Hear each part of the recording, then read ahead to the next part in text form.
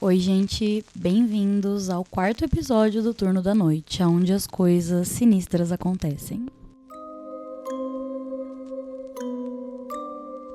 Hoje nós vamos continuar escavando o segundo nível do iceberg das creepypastas. E fiquem até o final do episódio porque eu tenho novidades de como vai ser o esquema dos episódios agora. Queria pedir desculpa pela minha demora para lançar o quarto episódio, mas é que teve o Lollapalooza e eu também viajei pro Rio de Janeiro e aí não tem como eu levar todo o meu equipamento e gravar e editar enquanto eu tô na estrada, mas agora eu tô de volta.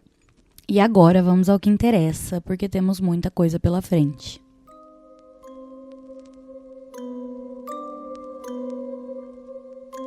Abandonado pela Disney.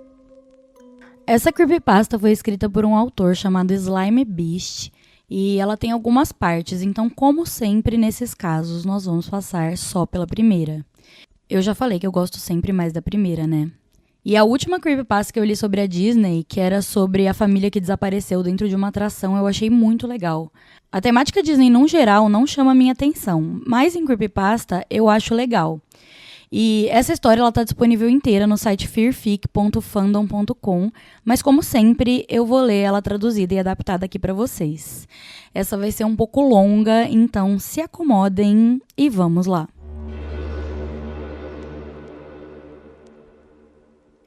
Alguns de vocês já devem ter ouvido que a corporação Disney é responsável por, no mínimo, uma cidade fantasma de verdade. A Disney construiu o resort Ilha do Tesouro em Bakers Bay, nas Bahamas. Ele não começou com uma cidade fantasma. Os cruzeiros da Disney costumavam parar nesse resort e deixar os turistas relaxando em acomodações de luxo. Isso é um fato, vocês podem pesquisar. A Disney gastou 30 milhões no lugar. Sim, 30 milhões de dólares e depois abandonou. Eles culparam as águas rasas por serem rasas demais para os seus navios operarem com segurança e teve até culpa atribuída aos funcionários, dizendo que, como eles eram das Bahamas, eles eram preguiçosos demais para realizar o trabalho num expediente normal. E é aí que a natureza desses fatos acaba. Não foi por culpa da areia e nem porque estrangeiros eram preguiçosos. Ambas eram apenas desculpas convenientes. Não, eu sinceramente duvido que essas desculpas eram legítimas. Por que eu não acredito nessa história? Por causa do Palácio do Mowgli. Próximo à cidade litorânea de Emerald Isle, na Carolina do Norte, a Disney começou um resort no fim dos anos 90, a construção do Palácio do Mowgli. O conceito era um resort temático de selva com um enorme, sim, você adivinhou, palácio no centro da coisa toda. Se você não conhece o personagem do Mowgli, você deve pelo menos se lembrar da história do livro da selva. E se você nunca viu, você vai conhecer ele como um desenho da Disney das décadas passadas. O Mowgli é uma criança abandonada na selva e criada por animais, ao mesmo tempo em que ele é ameaçado e perseguido por outros animais. O Palácio do Mowgli foi uma ideia controversa desde o começo. A Disney comprou um monte de terras super caras e houve um escândalo em volta dessas compras. O governo decretou um domínio eminente da casa das pessoas, deu meia volta e vendeu as propriedades para a Disney. Houve uma casa que tinha acabado de ser construída e que foi imediatamente condenada com quase nenhuma explicação. As terras tomadas pelo governo eram supostamente para algum projeto fictício de uma rodovia. Sabendo muito bem o que estava acontecendo, as pessoas começaram a chamar de rodovia do Mickey Mouse. Então surgiu a arte conceitual. Um grupo de almofadinhas da Disney Co. organizou uma reunião municipal. Eles queriam vender para todo mundo a ideia do quão lucrativo para todo mundo esse projeto seria. Quando eles mostraram a arte conceitual desse enorme palácio indiano cercado de selva e com funcionários homens e mulheres usando artefatos tribais, todo mundo torceu o nariz. Nós estamos falando de um imenso palácio indiano, selva e tendas, não apenas no centro de uma área relativamente nobre, mas também de algum modo de uma área xenofóbica do sul dos Estados Unidos. Era uma mistura questionável nesse ponto da história. Uma pessoa da plateia tentou invadir o palco, mas foi rapidamente detido pelos seguranças depois de conseguir quebrar um dos quadros da apresentação. A Disney, então, pegou aquela comunidade e a quebrou também. As casas foram derrubadas, as terras limpas e não havia nada que ninguém pudesse falar ou fazer a respeito. A TV e os jornais locais foram contra o resort ao princípio, mas alguma conexão maluca entre as mídias da Disney e as emissoras locais entraram em cena e em instantes as opiniões mudaram. Então, de qualquer jeito, a Ilha do Tesouro, as Bahamas, a Disney enfiou aqueles milhões e depois largou. A mesma coisa aconteceu com o Palácio do Mowgli. A construção estava finalizada, visitantes realmente ficavam no resort. As comunidades ao redor foram inundadas de tráfego e outras irritações comuns associadas com um grande fluxo de turistas e de gente perdida. E aí só piorou. A Disney fechou tudo e ninguém sabia que diabos pensar. Mas todo mundo estava bem feliz com isso. As perdas da Disney eram hilárias e incríveis para um grande grupo de pessoas que nem queria isso para início de conversa. Eu, sinceramente, nunca mais pensei no lugar depois que eu ouvi sobre o fechamento há mais de uma década atrás. Eu vivo há mais ou menos 4 horas de Emerald Isle, então eu só ouvi os burburinhos e não presenciei nada disso. Então eu li esse artigo sobre alguém que tinha explorado o resort da Ilha do Tesouro e postou um blog todo sobre coisas malucas que ele encontrou lá. Coisas apenas deixadas para trás. Coisas quebradas, desfiguradas, provavelmente destruídas pelos funcionários bravos que perderam seus empregos. Caramba, os habitantes da região toda provavelmente deram uma mãozinha para destruir aquele lugar. As pessoas de lá se sentiam tão bravas com a Ilha do Tesouro quanto as pessoas daqui se sentem com o Palácio do Mowgli. Além disso, houveram rumores de que a Disney havia libertado seu estoque de aquário nas águas locais quando eles fecharam, incluindo tubarões. Quem não iria querer dar algumas porradas em uns itens de merchandise depois disso? Bem, o que acontece é que esse blog sobre a Ilha do Tesouro me deixou pensativo.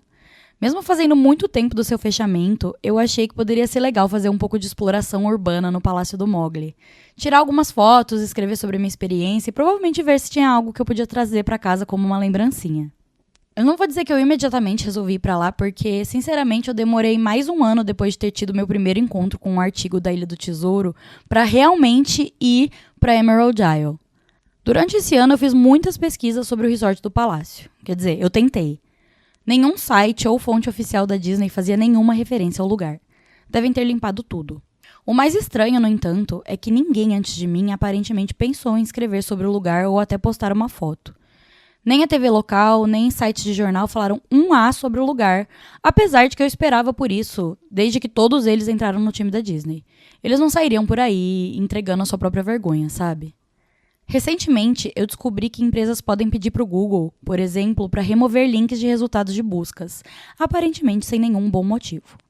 E olhando para trás, é mais provável não que ninguém tenha falado sobre esse resort, e sim que as suas palavras se tornaram inacessíveis.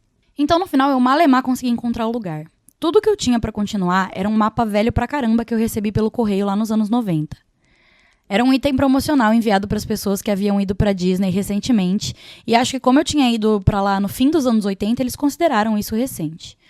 Eu não tinha planejado guardar aquilo, mas eu acabei enfiando no mesmo lugar que os meus livros e gibis de criança, e eu só lembrei dele meses depois do início da minha pesquisa, e mesmo assim me levou mais algumas semanas para encontrar a unidade de armazenamento que meus pais enfiaram tudo. Mas sim, eu encontrei.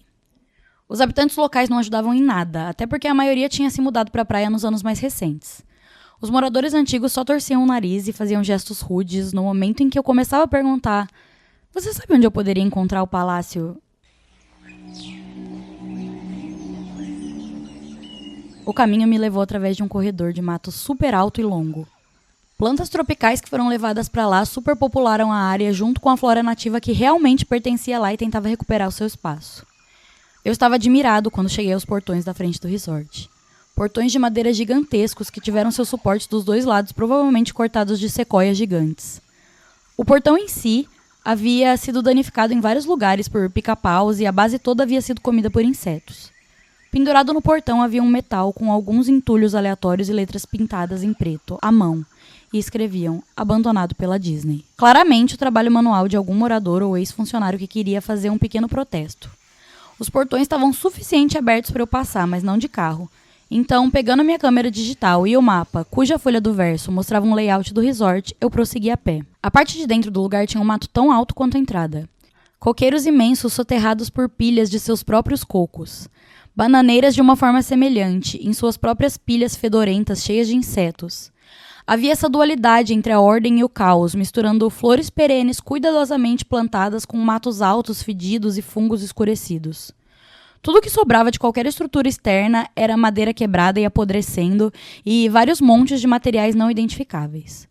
O que provavelmente era um quiosque de informações ou bar externo agora era simplesmente uma pilha de entulhos destruída pelo vandalismo e apodrecidos pelas condições climáticas.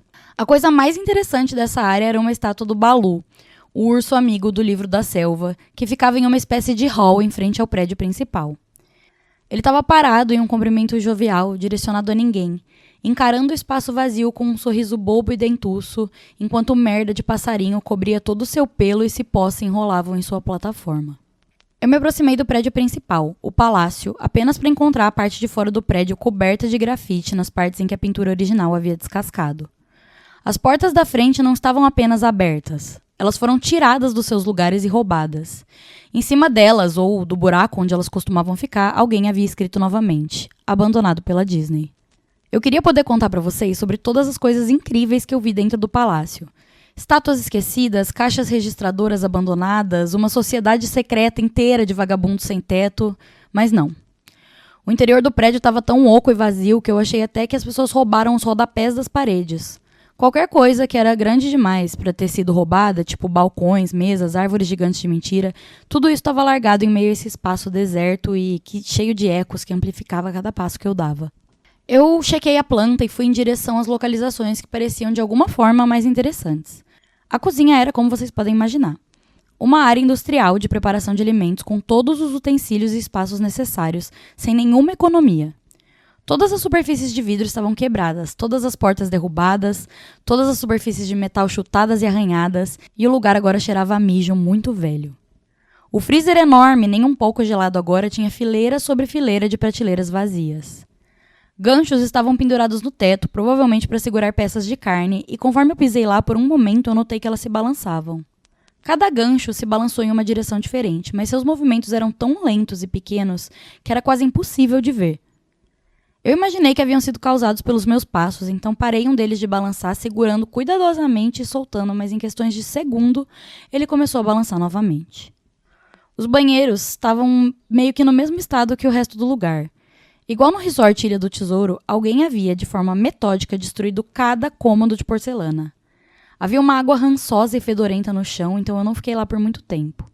O que é estranho é que as privadas, pias e os bidês dos banheiros femininos, sim, eu fui lá. Todos pingavam e vazavam. Para mim, parecia que eles deveriam ter cortado a água há muito tempo atrás. Haviam muitos cômodos no resort, mas eu naturalmente não tinha tempo para vasculhar todos eles. Os poucos que eu entrei estavam similarmente destruídos e eu não esperava encontrar nada lá. Eu pensei que poderia ter uma televisão ou um rádio em um quarto porque eu comecei a ouvir uma conversa bem baixinha. Apesar de soar como um sussurro, provavelmente a minha própria respiração ecoando no silêncio, ou mais algum caso de água corrente pregando peças na minha mente, era assim que soava. Eu não acreditei nisso. Seguido por uma resposta rápida, difícil de ouvir. Eu não sabia disso. O seu pai te disse. E seguido por mais uma resposta que ele não conseguiu ouvir, ou talvez apenas um choro. Eu sei que isso soa ridículo. Eu tô apenas contando o que eu presenciei e porque eu pensei que poderia ter algo acontecendo naquele quarto. Ou pior, alguns vagabundos que se enfiaram lá e que provavelmente me esfaqueariam. Novamente nas portas do palácio, eu percebi que não havia encontrado nada notório e tinha desperdiçado a viagem. Conforme eu olhei para fora, eu percebi algo interessante no hall. Uma coisa que eu não tinha reparado. Algo que me daria pelo menos uma coisa para mostrar depois de todo esse tempo, mesmo que fosse só uma foto. Havia uma estátua bem realista de uma Piton, talvez com 8 pés de comprimento, enrolada e se exibindo em um pedestal bem no centro daquela área. Era quase a hora do sol começar a se pôr e a luz bateu naquele objeto de uma forma perfeita para uma foto. Eu me aproximei da Piton e tirei uma foto. Então fiquei na ponta dos pés e tirei outra. Cheguei mais perto para pegar todos os detalhes do seu rosto. Então, lentamente, a Piton levantou sua cabeça, olhou diretamente nos meus olhos, se virou e rastejou para fora do seu pedestal, através do mato e em direção às árvores. Todos os seus 8 pés. A sua cabeça foi desaparecendo na floresta antes mesmo que seu rabo saísse do ponto ensolarado. A Disney havia soltado todos os seus animais exóticos no terreno. Bem ali no meu mapa do piso térreo estava a Casa dos Répteis. Eu deveria saber. Eu tinha lido sobre os tubarões na Ilha do Tesouro e eu deveria saber que eles teriam feito isso. Eu estava completamente e totalmente estupefato. Minha boca deveria estar pendurada, aberta, fazia um tempão até eu voltar para a realidade e fechar ela. Eu pisquei algumas vezes e recuei do lugar onde a cobra estava. As costas voltadas para o palácio. Mesmo ela tendo sumido totalmente, eu não ia arriscar e virar de costas em direção ao prédio. Eu levei algumas respirações profundas e alguns tapas na minha própria cara para me colocar nos eixos de novo depois daquilo.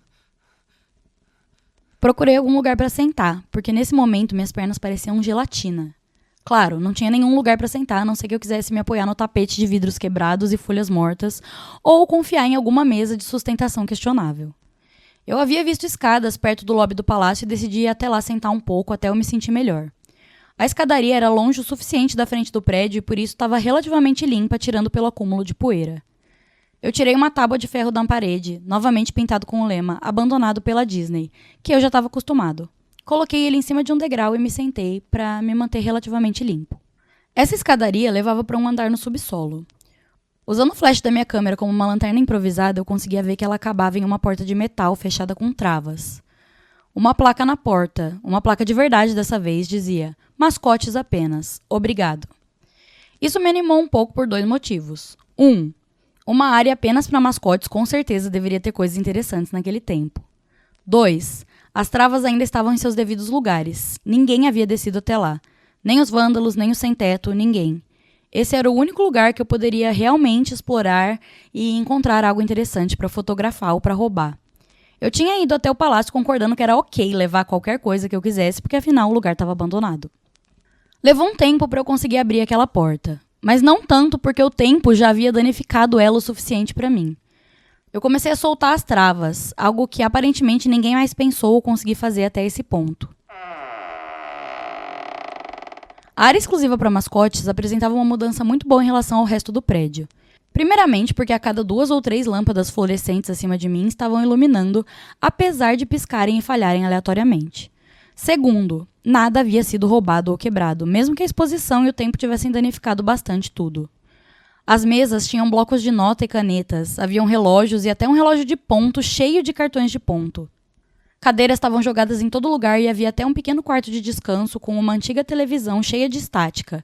Comidas e bebidas há muito tempo apodrecidos nos balcões. Parecia um daqueles filmes pós-apocalípticos onde tudo é largado para trás do jeito que tá na hora da evacuação.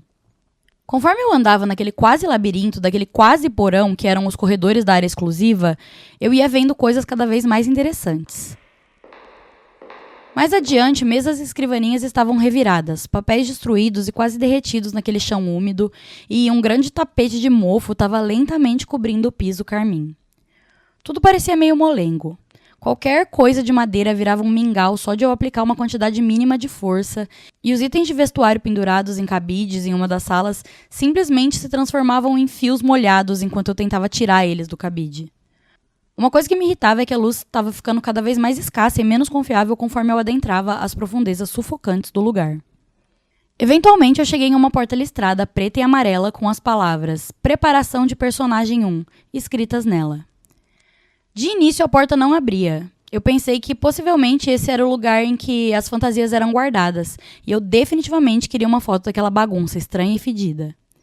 Não importa como nem quanto eu tentasse, a porta não abria. Isso até eu desistir e começar a me afastar. Foi aí que eu ouvi um som de estouro fraquinho e a porta lentamente se abriu. Lá dentro, o quarto estava totalmente escuro. Tudo preto mesmo. Eu usei o flash da câmera para procurar por algum interruptor nas paredes, mas não achei nada. Enquanto eu estava vasculhando, para minha alegria, eu ouvi um som de eletricidade voltando. Fileiras de lâmpadas acima de mim de repente voltaram à vida, piscando e oscilando como as demais que eu já havia passado. Levou alguns segundos para os meus olhos se ajustarem. Parecia que a luz ia ficando mais forte até as lâmpadas explodirem. Mas bem na hora que eu achei que isso ia acontecer, as luzes diminuíram um pouco e se estabilizaram. O cômodo era exatamente do jeito que eu tinha imaginado. Várias fantasias da Disney penduradas na parede, mas totalmente montadas como se fossem estranhos cadáveres de desenho. Havia uma arara inteira com tangas e roupas de, entre aspas, nativos, penduradas no fundo. O que eu achei estranho e logo quis fotografar era uma fantasia do Mickey no centro do cômodo. Diferente das outras fantasias, essa estava deitada no chão, bem no centro, como se fosse uma vítima de um assassinato.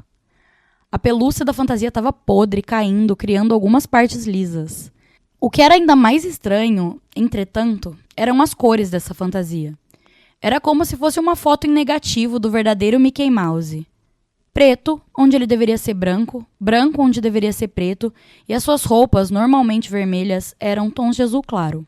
Essa visão foi tão desconcertante que eu resolvi tirar sua foto por último. Fotografei as fantasias nas paredes de todos os ângulos possíveis, tentando mostrar fileiras inteiras de rostos e de desenho podre congelados, com alguns olhos de plástico faltando. Então eu resolvi forjar uma cena. Apenas uma daquelas cabeças nojentas de personagem naquele chão sujo e pegajoso.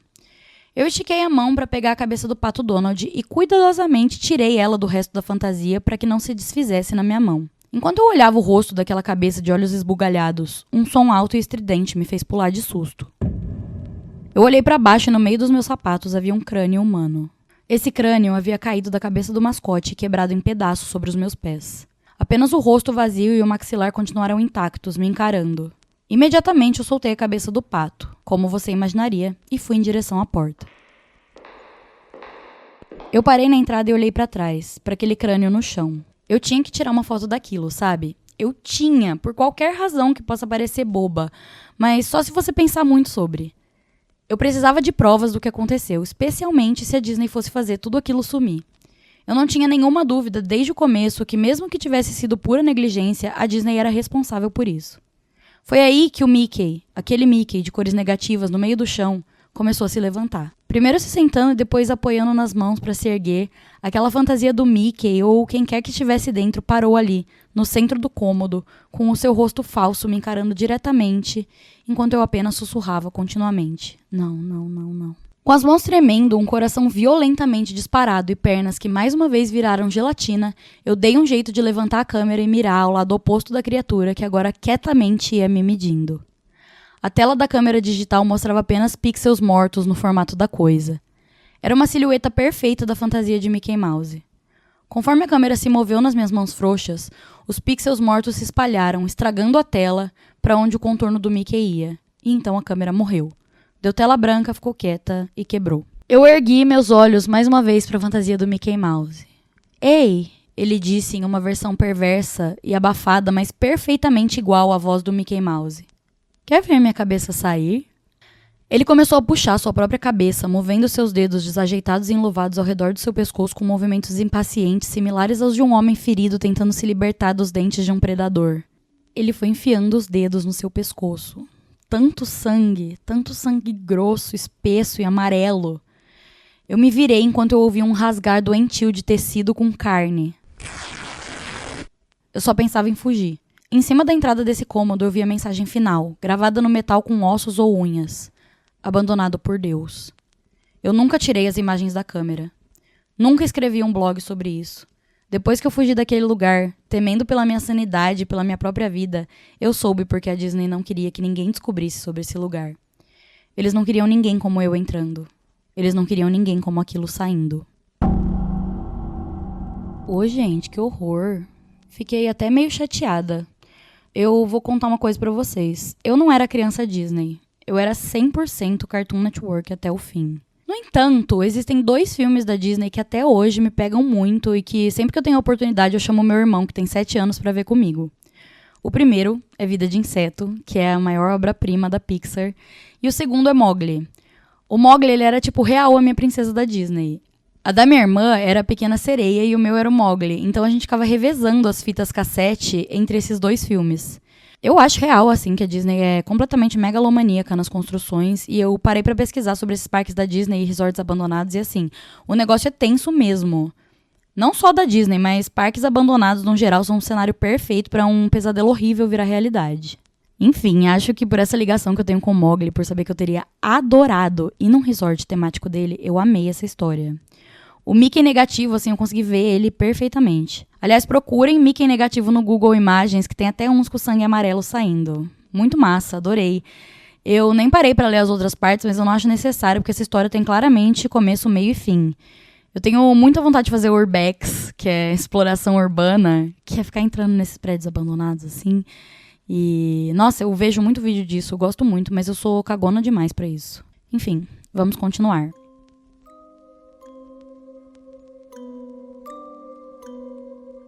A maldição do boneco do Tails. A galera das creepypastas curte muito Sonic, né? Existem muitas versões dessa história, mas aparentemente a primeira escrita foi por uma menina chamada Rebecca, e eu encontrei ela no site Urban Legends Online, junto com várias outras versões. Eu acredito que seja essa da Rebecca mesmo que tá no iceberg, então, como sempre, eu vou traduzir e adaptar ela aqui pra vocês. Mas vou admitir que essas creepypastas de joguinho não estão nem de longe sendo as minhas favoritas. Mas como eu tô comprometida com o propósito, que no caso é cobrir o iceberg inteiro, e a gente acabou de ter uma história super boa, vamos lá. Você já jogou Sonic R? Provavelmente uma porcentagem baixa de vocês já ouviu sobre o boneco do Tails. Aqui vai uma das histórias que eu ouvi de um amigo próximo.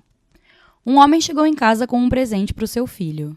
Ele havia comprado um novo videogame para ele, Sonic R. Era um jogo de corrida e quando ele deu o presente para o seu filho, ele estava tão empolgado que foi jogar na mesma hora. Naquela noite, ele jogou o jogo com seu filho e eles se divertiram muito. Uns dias depois, o garoto já estava quase terminando o jogo. O seu pai estava em seu quarto quando ele derrotou o chefão final e ele urrou de empolgação quando finalmente conseguiu. O homem sorriu e perguntou para o menino se ele tinha gostado do jogo, enquanto eles assistiam à tela com os créditos rolando. "Que é isso?" ele perguntou para o menino quando o boneco do Tails apareceu na tela. O filho respondeu que aquele era o boneco do Tails e isso era tudo que ele sabia. Ele disse então para o menino que era hora de dormir. Durante a noite, o pai, cheio de curiosidade, entrou no quarto do filho e ligou a TV no silencioso para jogar um pouquinho. Ele percebeu que agora tinha a opção de jogar como o boneco do Tails e ele escolheu isso. O jogo estava divertido até ele alcançar o Sonic. A tela ficou preta quando o console desligou. O homem decidiu então que era hora dele ir dormir, já que ele teria que trabalhar na manhã seguinte, e ele saiu quietinho do quarto do filho e foi se deitar na cama com a sua esposa. Por volta das 2 da manhã, ele acordou quando ele ouviu batidas na sua porta. Ele imaginou que era o seu filho que havia levantado para pedir algo para ele. Ele disse para o menino parar e voltar para a cama. As batidas continuaram e em um certo momento ele percebeu uma pequena sombra vindo debaixo da porta. O Tails ficou vindo na sua mente. Ele levantou da cama e lentamente abriu a porta. Então ele ouviu alguém dizendo numa voz bem suave: "Você virá comigo, para sempre." Era um boneco. Um boneco mau, coberto de sangue e possuído. Era o boneco do jogo, tinha que ser. Ô, gente, eu acho que é assim. Cada um forma a sua opinião sobre as coisas, mas pra mim, pra Giovana, cara, isso não dá medo. Essas creepypastas de jogo, elas são extremamente específicas. E aí, pra ela ser aplicável no seu dia a dia, a ponto de você ficar com medo, isso significa que você tem que, sei lá, jogar Sonic R, zerar e depois jogar com o boneco do Tails. Caso contrário, tá safe. Então, assim, sei lá. Apesar de eu ter gostado mais dessa do que a do Godzilla, que eu contei no episódio 3, eu ainda acho que precisa comer muito arroz e feijão.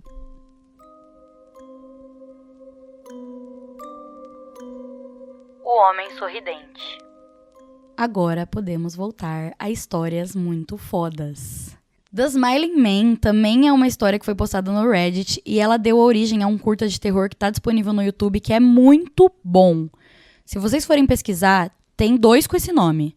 O primeiro que aparece na sua busca é o do canal Alter, que apesar de ser muito bom, não tem nada a ver com essa creepypasta. O segundo é de um canal chamado Michael Evans, e é esse, o brabo mesmo. Eu acho incrível que ele tem uma fala, quase nenhum efeito especial, não tem sangue, não tem nada, e ainda assim dá um medo, bicho. Eu, pelo menos, achei super assustador e elevei ele pro meu top 5 curtas de terror. Eu já contei também essa história resumida no meu TikTok, e por lá me disseram que ela também serviu de inspiração para um joguinho, mas eu não cheguei a encontrar muita coisa sobre. Mas enfim, aí vai a história completa. Cerca de 5 anos atrás, eu morava no centro de uma cidade enorme nos Estados Unidos. Eu sempre fui uma pessoa noturna, então frequentemente eu ficava entediado depois que o meu colega de quarto, que definitivamente não era uma pessoa noturna, ia dormir. Para passar o tempo, eu costumava sair para dar longas caminhadas e passar o tempo pensando. Eu passei 4 anos assim, caminhando sozinho à noite, e eu nunca tive nenhuma razão para sentir medo. Nessas horas a gente percebe que o narrador é claramente um homem, porque eu jamais seria doida de sair pra caminhar à noite sozinha, nem aqui, nem nos Estados Unidos, nem em lugar nenhum. Eu sempre brincava com o meu colega de quarto que até os traficantes da cidade eram educados. Mas tudo isso mudou em apenas alguns minutos de uma noite. Era quarta-feira, alguma coisa entre 1 e 2 da manhã, e eu estava andando próximo a um parque patrulhado pela polícia nas proximidades do meu apartamento. Era uma noite quieta, até mesmo para uma noite de semana, com pouquíssimo trânsito e quase ninguém a pé. O parque, como na maioria das noites, estava completamente vazio. Eu virei por uma pequena rua lateral para voltar para o meu apartamento, quando eu o notei pela primeira vez. Bem no fim da rua, do mesmo lado que eu, havia a silhueta de um homem dançando. Era uma dança estranha, semelhante a uma valsa, mas ele finalizava cada passo avançando de uma forma esquisita. Eu acho que podemos dizer que ele estava dançando andando bem na minha direção. Concluindo que ele provavelmente estava bêbado, eu fui o mais perto que podia da rua para liberar o máximo possível de espaço na calçada para que ele pudesse cruzar. Quanto mais perto ele chegava, mais eu percebia o quão graciosamente ele se movia. Ele era bem alto e esguio e usava um terno antigo. Ele dançou ainda mais perto até eu conseguir ver o seu rosto. Seus olhos estavam bem abertos, arregalados, a cabeça levemente inclinada para trás, olhando para o céu. Sua boca formava um sorriso de desenho animado dolorosamente largo. Entre aqueles olhos e aquele sorriso, eu resolvi atravessar a rua antes que ele pudesse dançar mais perto. Tirei os meus olhos dele para atravessar a rua deserta. Quando eu cheguei para o outro lado, olhei para trás e então parei no meio do caminho. Ele havia parado de dançar e estava parado com um pé na rua perfeitamente paralelo a mim. Estava virado na minha direção, mas ainda olhando na direção do céu, e o seu sorriso ainda largo. Fiquei completamente nervoso com isso. Comecei a andar novamente, mas mantive meus olhos no homem. Ele não se moveu. Quando eu consegui deixar meio quarteirão nos separando, eu virei de costas para ele por um momento para olhar a calçada. A rua e a calçada estavam completamente vazias. Ainda nervoso, eu olhei para trás, para o lugar onde ele estava parado, mas não o vi. Por um breve momento, me senti aliviado. Até que eu notei novamente. Ele havia atravessado a rua e agora estava meio que agachado. Eu não sabia dizer exatamente a distância por causa das sombras, mas eu tenho certeza que ele estava me encarando. Eu havia parado de olhar para ele por menos de 10 segundos, então claramente ele se moveu bem rápido. Eu estava tão em choque que eu só fiquei lá parado por um tempo encarando ele. E então ele começou a se mover na minha direção novamente.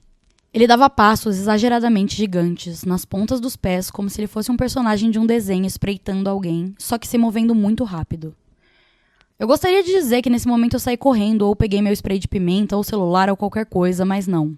Eu só fiquei lá parado, completamente congelado, enquanto o homem sorridente vinha em minha direção. Então ele parou novamente, cerca de um carro de distância de mim. Ainda sorrindo, ainda olhando para o céu. Quando finalmente criei coragem, eu só falei a primeira coisa que veio na minha mente. O que eu queria perguntar, de uma forma imponente, era: que porra você quer? Mas o que saiu foi um que pô, bem choramingado. Independentemente de humanos poderem ou não sentir o cheiro do medo, eles definitivamente conseguem ouvir. E eu ouvi, na minha própria voz, o que me deixou ainda com mais medo. Mas ele não reagiu, só ficou lá, sorrindo. Então, depois do que pareceu uma eternidade, ele se virou, bem lentamente, e começou a dançar em outra direção. Simples assim. Sem querer virar de costas para ele novamente, eu só assisti ele partir, até ele estar longe o suficiente para estar quase invisível. Aí eu percebi algo. Ele não estava indo embora mais, e nem dançando. Eu assisti horrorizado conforme a forma distante dele foi ficando cada vez maior e maior. Ele estava voltando para minha direção, e dessa vez ele estava correndo. Eu corri também. Eu corri até sair da estrada lateral e voltar para uma estrada mais iluminada e com tráfego escasso. Então olhei para trás. Ele não estava em lugar nenhum. Durante o resto do caminho para casa, eu fiquei olhando por cima do meu ombro, sempre esperando ver seu sorriso estúpido, mas ele nunca estava lá. Morei naquela cidade por 6 meses depois daquela noite e nunca mais saí para passear. Havia algo em seu rosto que sempre me assombrou. Ele não parecia bêbado, ele não parecia chapado. Ele parecia completamente louco. E isso é algo muito, muito assustador de se ver.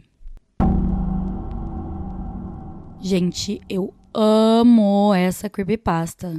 E eu exijo que agora, imediatamente, vocês deem um pause aqui e vão assistir o curta.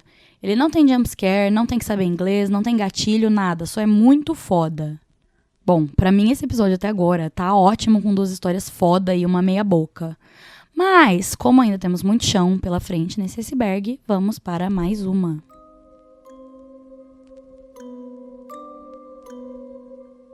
SuicideMouse.avi. No primeiro episódio, onde eu falei sobre o topo do iceberg, eu passei por 2 creepypastas de episódio perdido. Tanto da morte do Bart, quanto do suicídio do Lula Molusco. E aí, seguindo o tema da primeira creepypasta que eu contei nesse episódio, esse vai ser uma sobre episódio perdido, mas dessa vez do Mickey. Mais especificamente sobre o suicídio do Mickey. Eu já assisti esse, imagino que muita gente tenha assistido, e ele tá no YouTube, inclusive. Mas a parte teórica dessa creepypasta eu encontrei inteira no site creepypastabrasil.fandom, em português, e agora eu vou ler ela pra vocês. Então, algum de vocês lembra daqueles desenhos do Mickey Mouse da década de 30? Os que foram apenas colocados em DVD alguns anos atrás? Bem, eu ouvi que há um que era inédito até mesmo para os mais ávidos fãs dos clássicos da Disney. De acordo com fontes, não é nada especial. É apenas um loop contínuo, como o Flintstones, do Mickey passando por 6 edifícios que se prolonga por 2 ou 3 minutos antes de desaparecer. Ao contrário das músicas bonitinhas colocadas, a canção nesse desenho animado não era uma música em tudo. Era só uma batida constante de um piano de 1 minuto e meio antes de ir para um ruído branco para o restante do filme. Não era o velho Mickey alegre que nós amamos tanto. Mickey não estava dançando e nem mesmo sorrindo. Apenas uma espécie de andar como eu ou você, andando com uma expressão facial séria, mas por alguma razão sua cabeça estava inclinada de um lado para o outro e ele manteve esse olhar sombrio. Até 1 ano ou 2 atrás, todos acreditavam que após o vídeo ficar preto ele ficou assim. Quando Leonard Maltin estava revendo o cartoon para ser colocado na série completa, ele decidiu que era muito lixo para estar no DVD, mas ele queria ter uma cópia digital devido ao fato de que era uma criação do Walt. Quando ele conseguiu uma versão digitalizada em seu computador, foi dar uma olhada e notou algo. A charge tinha realmente 9 minutos e 4 segundos de duração. Isso é o que a minha fonte falou pra mim, na íntegra. Ele é um assistente pessoal de um dos altos executivos da Disney e amigo do Sr. Maltin. Depois que ele cortou pro preto, ele ficou assim até o 6º minuto antes de voltar pra caminhada do Mickey. O som era diferente dessa vez. Foi um murmúrio. Não era em nenhum idioma, mas era tipo um grito. Como o barulho ficou mais indistinguível e alto, sobre o minuto seguinte a imagem começou a ficar mais estranha. A calçada começou a ir em direções que pareciam impossíveis com base na física dos Mickeys em pé, e o rosto sombrio do rato foi lentamente se curvando em um sorriso.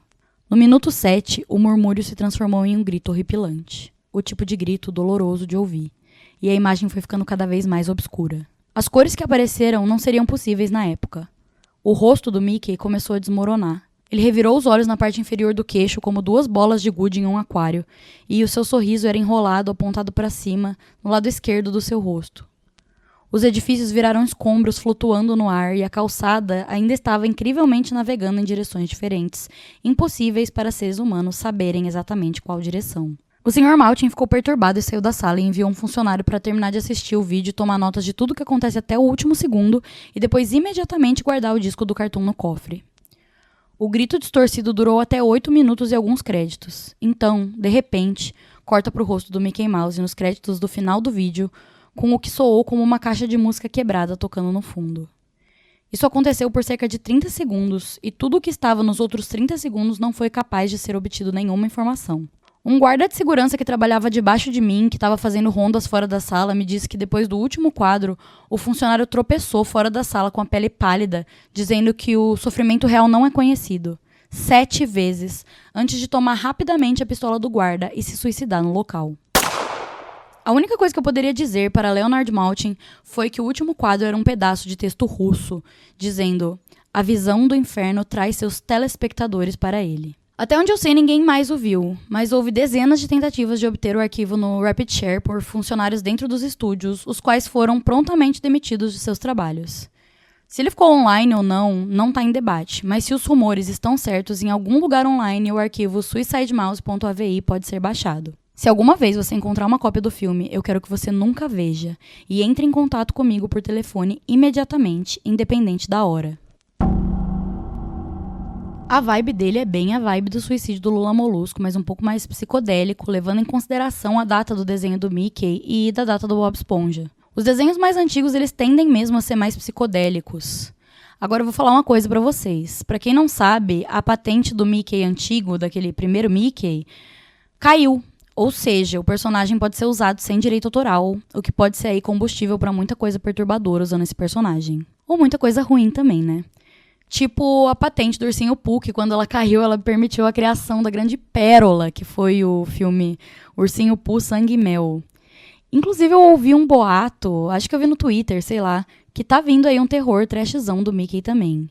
E eu fico imaginando os caras que escrevem isso cozinhando um monte de ideia grotesca na cabeça, esperando o segundo da patente ser liberada para eles poderem mostrar pro mundo todo tudo o que se passa no cérebro perturbado deles. Enfim, adoro, espero que eles continuem com esse péssimo trabalho. O jogo da meia-noite. Essa creepypasta não é uma história, e sim um jogo, como diz o próprio nome. No site creepypasta.fandom.com dizem que esse jogo é um ritual pagão antigo, tipicamente realizado como uma forma de punição para aqueles que violaram as regras da religião em questão. Mesmo ele sendo usado como uma forma de assustar as pessoas para que elas não desobedecessem os deuses, ainda há uma chance super existente de morte para aqueles que jogam o jogo da meia-noite. Há ainda mais chance de sequelas mentais.